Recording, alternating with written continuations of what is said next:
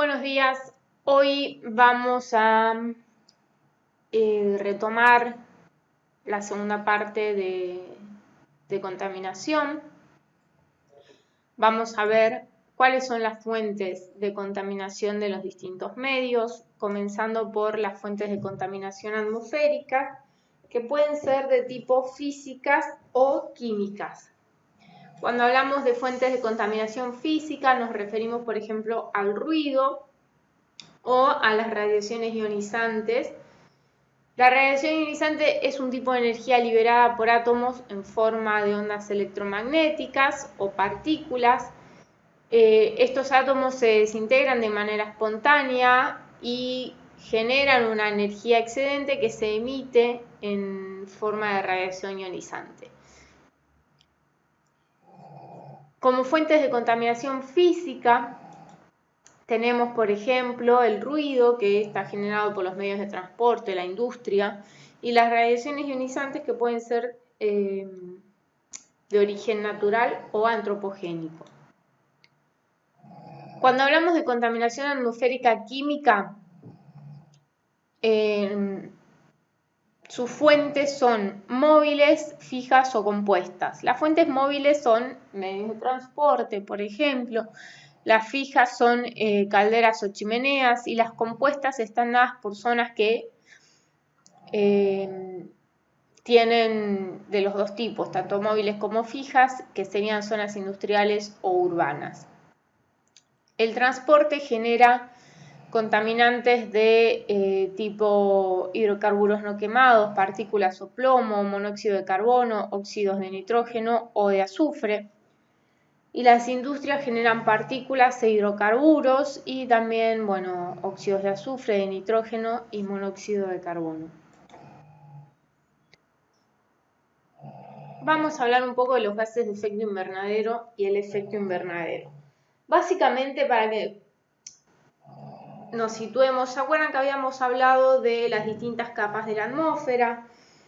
Los gases promedio que se encontraban en la atmósfera, la composición de la misma y la temperatura de la atmósfera conforme nos vamos moviendo entre las distintas capas o en las distintas altitudes. Recomiendo retomar ese gráfico para una mejor comprensión. Habíamos dicho que cerca de los 22 kilómetros de altura se encontraba el máximo de ozono, o la capa de ozono, que básicamente es la que nos protege de las radiaciones ultravioletas. Esa capa de ozono funciona como una protección para lo que es el planeta Tierra, para que no entren o salgan básicamente esas radiaciones ultravioletas y que no se escapen de cierta manera los gases que nosotros necesitamos, primero para vivir y segundo para mantener la temperatura del planeta. Por eso se conoce como efecto invernadero. La radiación que pasa justa y necesaria, y el intercambio de gases también es lo justo y necesario para para que la vida continúe, ¿no?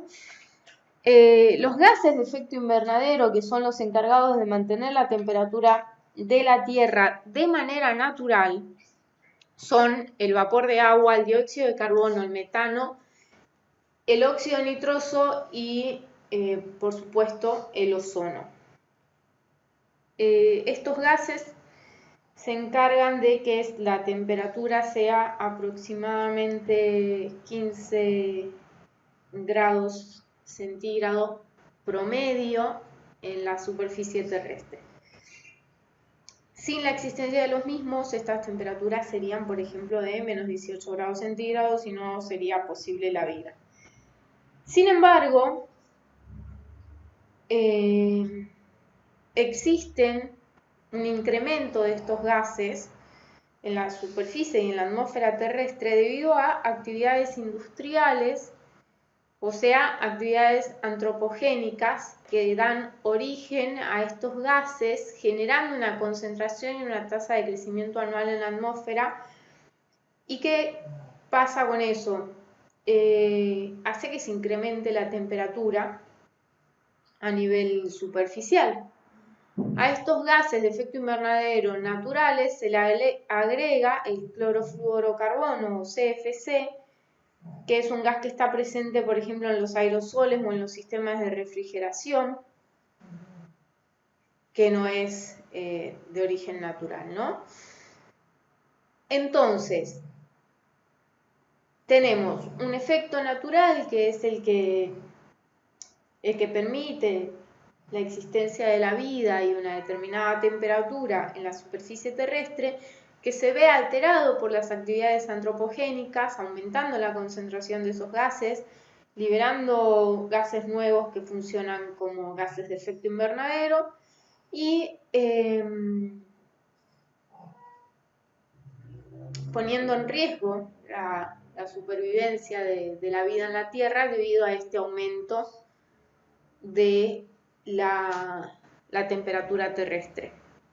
Además, el clorofluorocarbono o el CFC es un gas que, vamos a decirlo de esta forma, tiene la capacidad de romper las moléculas de ozono, generando lo que se conoce como agujero en la capa de ozono. ¿Y qué pasa si yo tengo un agujero en la capa de ozono? Entra la radiación ultravioleta sin ningún tipo de protección, lo que también hace que haya un aumento de esta temperatura terrestre, porque la radiación ultravioleta genera calor. Entra y después no puede salir porque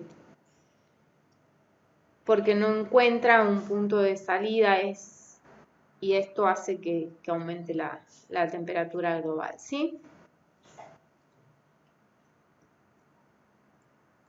Como para que tengamos algo de idea al respecto, a la derecha vemos el dióxido de carbono atmosférico en partes por millón, en el eje de las Y y en el eje de las X son los años. Fíjense que previo a la revolución industrial teníamos cierta concentración de dióxido de carbono que estaba cerca de los 275 ppm. Con el paso de los años, el aumento de la industrialización después de esta revolución industrial, fíjense que hemos llegado a cerca de 360 ppm cerca del año 2000, que sería este punto. La República Argentina en el año 2012 hizo un inventario de gases de efecto invernadero y podemos decir que el primer puesto lo ocupa la generación de energía con un 43%. Pensemos que la matriz energética de nuestro país es a base de la quema de hidrocarburos, que son las centrales termoeléctricas, muchas de ellas de generación dual, que se les dice, que quema indistintamente dos tipos de hidrocarburos, ¿sí? Le siguen los procesos, la agricultura y ganadería con un 28%, con la generación de metano principalmente. Le sigue el cambio de uso de suelo y la silvicultura con un 21%. Este cambio de uso de suelo lo que hace es aumentar, ¿sí?, la presencia de dióxido de carbono. Le sigue la generación de residuos con un 5%, los procesos industriales con un 3% y un uso de solventes y otros productos que vendría a ser casi nulo. Tenemos que pensar que nosotros adherimos al Acuerdo de París para la disminución de los gases de efecto invernadero. Sin embargo, la generación de este tipo de gases por parte de un habitante de un país en vías de desarrollo o subdesarrollado es 38 veces menor a lo que emite un país del mal llamado primer mundo o desarrollado. que son principalmente países industrializados y consumistas.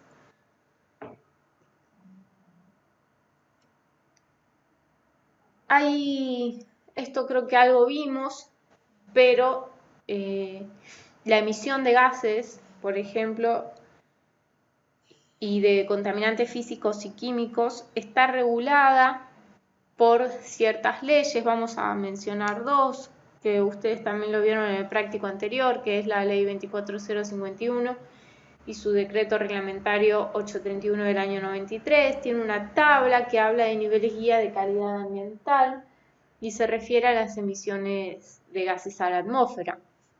En provincia de Buenos Aires tenemos una ley, la 5965, de protección de aire y agua, reglamentada por el decreto 3395 del año 96, y también determina niveles guía de calidad de aire para el ambiente. Cuando hablamos de contaminantes físicos y químicos, vamos a ver esta tabla. Nosotros tenemos radiación no ionizante, que es la generada por líneas de alta tensión, radio, microondas, la luz visible, etc. Y la ionizante es la generada por los rayos X o rayos gamma, que se encuentran en este sector con esta frecuencia y con esta energía, ¿sí? Bueno, y volvemos al gráfico del que hablamos la clase pasada. Pensemos acá cuáles son los contaminantes que se están emitiendo a la atmósfera, que creo que tienen bastante para describir.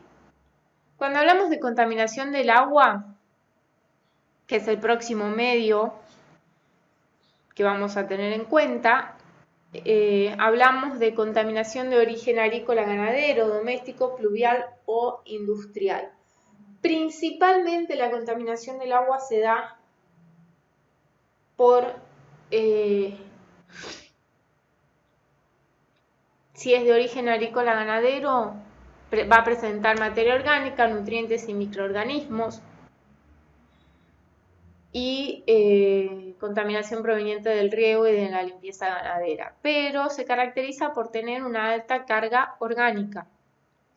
Si es de origen doméstico, hablamos de núcleos urbanos que generan contaminantes de tipo basura, jabones, material suspendido, materia orgánica, microorganismos, también con una gran carga de materia orgánica, pero le agregamos la presencia de jabones y basura, por ejemplo. De origen pluvial, bueno, principalmente son los desagües urbanos e industriales, que se caracterizan por la presencia de aceites. Acá ya entran en juego los hidrocarburos, materia orgánica, pesticidas, vuelcos industriales de distintos tipos. Y si es de origen industrial, va a depender de cada tipo de industria. Pueden ser contaminantes disueltos en suspensión, orgánicos o inorgánicos. No les puse un detalle, pero por ejemplo, industrias de tipo alimenticio van a generar contaminantes con mucha carga orgánica, mucha grasa, inclusive productos de limpieza que se utilizan para limpiar toda la planta. Si hablamos, por ejemplo, de una industria de índole textil, va a tener una carga orgánica importante y va a tener inclusive contaminantes de origen químico del teñido de las telas. Las leyes ambientales que tratan de reglamentar y contemplar la contaminación de agua es también la 24051, que es de índole nacional, que tiene 8 tablas donde se regula la calidad de agua según el uso que se le va a dar. La tabla 1 es agua de bebida humana. En realidad, con esa calidad no es que se pueda tomar el agua, sino que el agua puede ser procesada o potabilizada. La tabla 2 es para 2, 3 y 4, protección de vida acuática. La 5 para irrigación. 6, agua para bebida de ganado. 7, recreación. El uso de agua para recreación es la que se da, por ejemplo, en las fuentes, que hay en distintos lugares, o en la que se usan las piletas, por ejemplo, de natación. Y la 8 es el agua para pesca industrial. Ahora, acá quiero que veamos algo. Fíjense que nosotros hablamos de calidad de agua para distintos usos y de contaminación. Estas tablas básicamente lo que me están diciendo es que si yo supero los niveles indicados en ellas, estoy hablando de contaminación. Si los niveles que se indican en estas tablas como niveles guía se encuentran por debajo, no se considera contaminado para este uso. Esta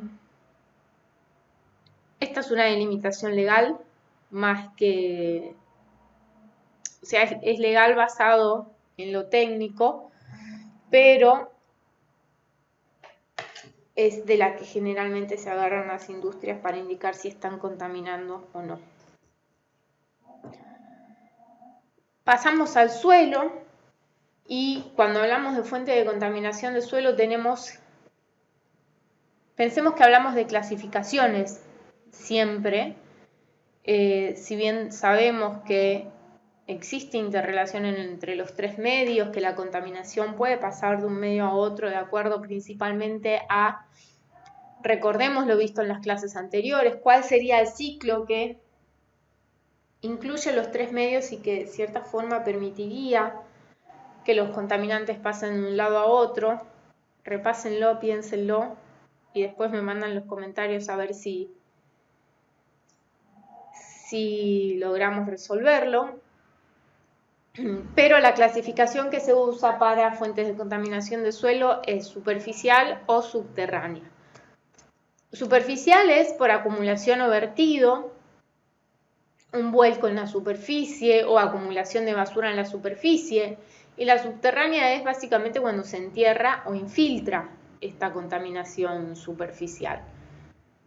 La contaminación difusa, que esto ustedes ya lo vieron en el práctico anterior, es cuando no hablamos de un foco concreto, sino que sabemos que toda la zona, por ejemplo, que estamos estudiando está contaminada, pero no podemos indicar cuál es el origen puntual de esa contaminación. En cambio, en la contaminación puntual tenemos un espacio definido del cual proviene esa contaminación, ¿sí? Existen leyes ambientales también que regulan la calidad del suelo, también indicados en la 24051, la tabla 9, que indica niveles guía de calidad del suelo para los diferentes usos que le voy a dar: industrial, ganadería y para uso de hábitat o doméstico. Es un poco hablando sobre contaminación, fuentes de contaminación y medios. Cuando hablamos de transporte y dispersión de los contaminantes, volvemos siempre a los medios, que es atmosférico, agua y suelo. El transporte de contaminación atmosférica, principalmente, ¿por qué se da? Bueno, por el viento, ¿sí? O el clima. Lo que va a hacer que varíe el viento es la temperatura, la presión atmosférica, los distintos constituyentes que va a tener este viento, el clima, la capacidad de mezcla que tiene y las denominadas islas de calor que se dan en las ciudades. Los contaminantes primarios provenientes, por ejemplo, de la industria o de zonas mixtas o de fuentes móviles o fijas, como ser metales pesados, distintos óxidos de nitrógeno, carbono, azufre, etcétera, y partículas, lo que hacen es moverse por dispersión generada por transporte y turbulencia. Hay una transformación química a medida que se genera este movimiento. Pasan a generar distintos ácidos o compuestos que se denominan contaminantes secundarios. Estos contaminantes secundarios se concentran y por acción de la lluvia lo que hacen es volver a la superficie terrestre, afectando el crecimiento de las plantas, la salud humana y animal, de cierta forma. Este regreso a la superficie terrestre es lo que se llama inmisión.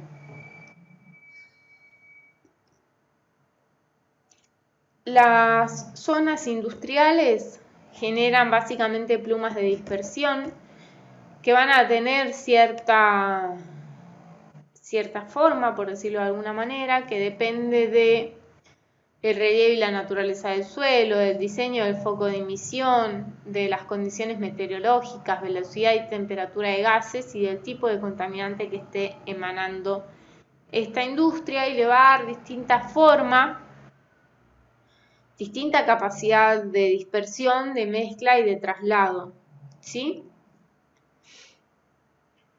Cuando hablamos de transporte y dispersión de contaminantes en el agua, habíamos dicho que podíamos hablar de contaminantes inorgánicos, de materia orgánica disuelta o materia orgánica particulada, ¿sí? ¿Cómo se transporta? Por reacciones químicas o biológicas en la masa de agua o en la superficie de la materia en suspensión, por reacciones de intercambio con la atmósfera, por transporte e incorporación de los compuestos a los sedimentos. Los sedimentos, pensemos que son partículas muy chiquititas que son las que encargadas de darle turbulencia al agua. ¿Vieron cuando uno ve un agua de tipo marrón? Es porque tienen mucho sedimento. Y los sedimentos son fundamentales para el transporte de contaminantes, principalmente inorgánicos, que se adhieren a esas superficies y pueden viajar en la misma. Y la transformación de estos sedimentos, que es cuando llegan al lecho del suelo, porque ya el río no tiene más capacidad de carga, entonces lo que hace es empezar a acumularse esa cantidad de contaminantes, ¿sí? Cuando hablamos de las aguas superficiales continentales, vamos a poner el ejemplo de un río. El río tiene los ríos tienen de manera natural una capacidad de autodepuración o de recuperación. ¿Y a qué nos referimos con ello? Nosotros tenemos un punto de vertido, pero vamos a hablar de un solo punto de vertido en un determinado río. Ese río, previo a su punto de vertido, pensemos que tiene cierta fauna acuática, es una zona limpia con un determinado nivel de oxígeno disuelto, que es básicamente que usa para respirar esta fauna de la que venimos hablando acuática, una demanda bioquímica de oxígeno y un cierto nivel de contaminantes. Cuando se genera el vertido, el sentido de la corriente va de izquierda a derecha. Cuando se genera el vertido, lo primero que tenemos es la desaparición de cierta fauna, una zona de degradación con el agua contaminada. Fíjense que disminuye el nivel de oxígeno, aumenta la demanda bioquímica de oxígeno y aumenta la contaminación. Le sigue una zona séptica donde el agua está muy contaminada, básicamente no hay fauna, sino que tenemos, por ejemplo, presencia de anélidos o de hongos. Los niveles de contaminación son máximos, la demanda de bioquímica de oxígeno empieza a disminuir y el oxígeno disuelto es prácticamente nulo. Le sigue una zona de recuperación donde el agua ya empieza a estar contaminada, empiezan a aparecer ciertos crustáceos, algas e insectos, empieza a disminuir el nivel de contaminación, aumenta el nivel de oxígeno disuelto y disminuye la demanda bioquímica de oxígeno. Y le sigue una zona limpia donde vuelvo a tener la misma fauna que tenía al inicio, con los mismos niveles de oxígeno disuelto, mismos niveles de contaminación y de demanda bioquímica. Esto sucede si yo tengo un solo punto de vertido. Ahora, ¿qué pasa si pongo un punto de vertido al lado del otro en el río? Pensémoslo y me comenten. La relación de las aguas superficiales, ¿cómo se da? Perdón, de las aguas subterráneas. Se da vamos a ver dos tipos, básicamente. Nosotros tenemos un foco de contaminación, vamos a poner superficial, que infiltra. Tenemos un pozo a la izquierda de ese punto de contaminación y un pozo a la derecha de ese punto de contaminación. Habíamos dicho que el agua subterránea tenía cierto movimiento que venía dado por la permeabilidad de ese acuífero. La dirección en la que se mueve el agua subterránea en este punto es de derecha a izquierda. Si yo tengo mi foco de contaminación acá, habíamos dicho que el nivel freático era el que no tenía protección ante la contaminación. Entonces, si yo perforo mi nivel freático en lo que se dice aguas abajo de ese punto de contaminación, al bombear este agua lo que voy a estar haciendo es también succionar ese contaminante y llevándolo a mi agua subterránea. Exactamente lo mismo es el caso para un pozo absorbente. Y otro caso de contaminación de agua subterránea es la intrusión de agua salada.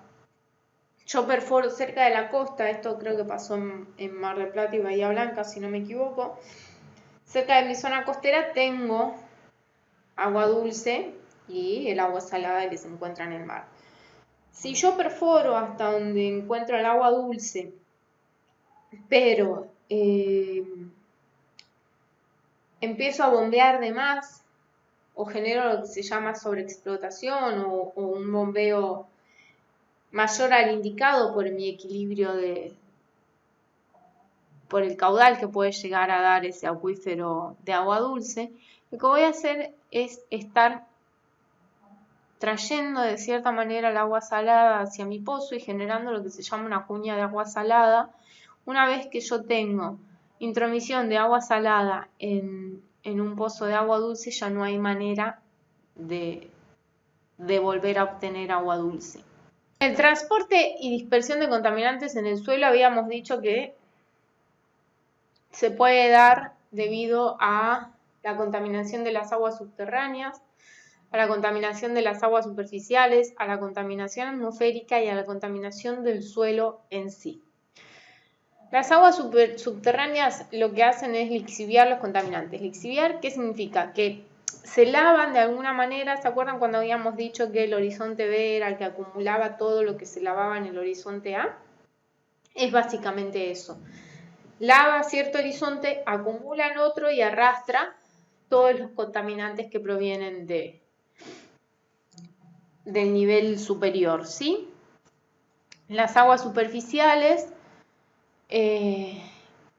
por arrastre de esos contaminantes o por el afloramiento de un agua subterránea que ya venía contaminada también. La contaminación de la atmósfera. ¿Qué sucede? Cuando llueve, arrastra ese contaminante y lo lleva al suelo. Y la contaminación de el suelo en sí, que puede darse por la degradación de la calidad o por aumento de el material particulado y la menor capacidad de degradación de la materia orgánica. ¿Cuáles son los efectos que tiene la contaminación, por ejemplo, en el agua o en el suelo? Disminuye la actividad fotosintética. ¿Qué pasa? Pensemos qué pasa si disminuye la actividad fotosintética. Genera obstrucciones e incrustaciones en determinadas zonas, lo que no permitiría, por ejemplo, que se realice agricultura o ganadería de una manera correcta. Se acumula y se amplía la cadena trófica. Hay una reducción de la oxigenación. ¿Qué pasa si yo no tengo oxígeno en el agua o en el suelo? Hay un cambio de velocidad de la reacción y solubilidades y produce efectos sobre la salud de tipo cancerígenos, mutagénicos, tóxicos o letales. Y además también hay una degradación paisajística, ¿sí? Los efectos de la contaminación atmosférica. ¿Qué pasa cuando uno está expuesto a ruidos constantes, a radiaciones o a contaminantes químicos? Básicamente tengo un efecto inmediato sobre la salud, que es problemas para respirar, insomnio, contaminación lumínica, por ejemplo, también. Tengo un efecto inmediato también sobre la vida vegetal, la vida animal, sobre los distintos materiales y las regiones, las ciudades, por ejemplo, que son un gran foco de contaminación. La intensidad del efecto va a depender obviamente del nivel de exposición, de la intensidad de la exposición, del tipo de exposición y del umbral al que se llegue con esa exposición. ¿Qué es la lluvia ácida? La lluvia ácida se forma básicamente por estas emisiones que habíamos visto que llegan a la atmósfera por parte de la industria, transportes domésticos o electricidad, que emitían esos hidrocarburos y óxidos de nitrógeno y azufre. Se produce un efecto de fotooxidación y transformación química de los óxidos de nitrógeno y los óxidos de azufre a ácidos, y esos ácidos lo que hacen es precipitar, en parte como depósitos húmedos, ya sea nieve o lluvia ácida, y también emiten depósitos secos o partículas, y gases inclusive. Entonces, ¿qué pasa si precipita un ácido? Y bueno, va a tender a corroer de cierta manera ciertas superficies. Fijémonos, habíamos hablado de los gases de efecto invernadero y las emisiones de los gases de efecto invernadero. Argentina ocupa el puesto número 21 en este ranking de países generadores de gases de efecto invernadero. Obviamente el puesto número 1 y 2 para China y Estados Unidos. Hay que ver ahora, esto podrían hacer ustedes, que es buscar las actualizaciones de este tipo de tablas con respecto a esta situación de pandemia y coronavirus que estamos viviendo actualmente. Estoy segura que algo tiene que haber cambiado. Se promociona mucho como la mejora del ambiente, particularmente no creo que sea así porque nosotros seguimos generando emisiones, basura y etcétera. Pero alguna disminución en los gases de efecto invernadero tiene que haberse producido seguramente, así que si pueden encontrar algo, mucho mejor para que lo discutamos en clase. Bueno, un poco de cambio climático en imágenes. Vamos a ir de izquierda a derecha. Lo que estamos viendo a la izquierda es lo que se llama grietas de desecación, que se dan en suelos arcillosos debido a en algún momento presencia de agua y después evaporación de la misma. Lo que hace la arcilla es resquebrajarse debido a la falta de agua, porque cuando el agua la arcilla es muy porosa, no permeable, o sea, tiene muchos poros, pero esos poros no están conectados.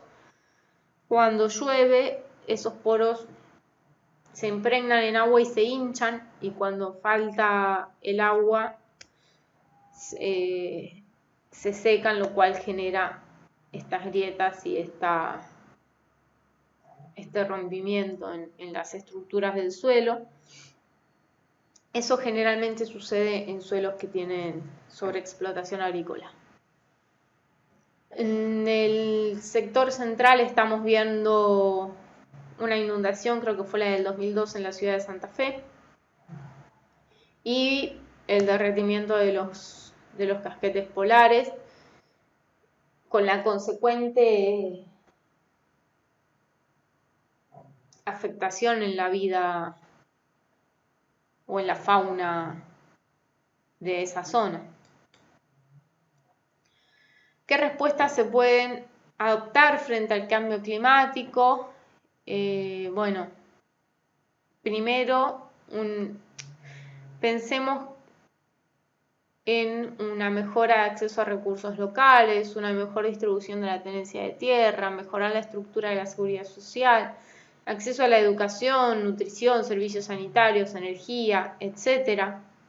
Disminuir la desigualdad de género y cualquier otra forma de marginación, que se trabaje en conjunto en una planificación espacial, gestión de riesgos, gestión de ecosistemas y en estructuras institucionales.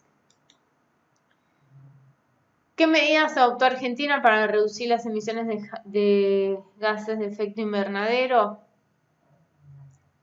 Esto creo que quedó un poco desactualizado.